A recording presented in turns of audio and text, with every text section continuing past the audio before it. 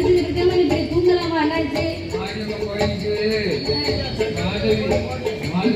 படிப்பா அப்படின்னு சொல்லி அடுத்த வருஷம் இந்த புள்ள வந்து வெளில படிச்சுக்கிட்டு இருந்தா நாங்க பூரா பேரும் தக்காளி கூட சாப்பிட்டுட்டு சேர்ல உட்கார்ந்து தூங்குவோம் மாறியமான்னு ஏற்றுட்டு இருக்கோம் கருத்தை முடிக்காக சரி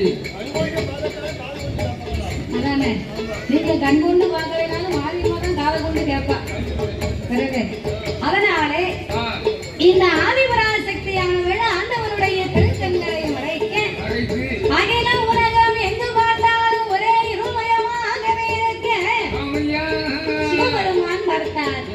இந்த பார்வதிக்கு எவ்வளவு சொல்லி நம்ம மேல நம்பிக்கை இல்லாம திருக்கண்களை மறையிட்டு உலகத்தையே இப்படி இருளாக்கிட்டாளே. உலகமே இருட்டா இருந்தா நம்மளால எந்த வேலையும் பார்க்க முடியுமாயா? எந்த வேலையும் ஓடாது. ஆனா அந்த காலத்துல கரண்டே இல்லாம வாழ்ந்தவங்க இருக்கிறாங்க.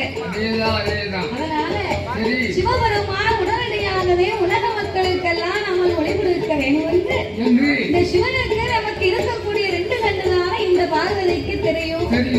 ஆண்டவனுக்கு 3வது கண் நெற்றிக்கண் இருப்பது இதுவரைக்கும் தெரியாது.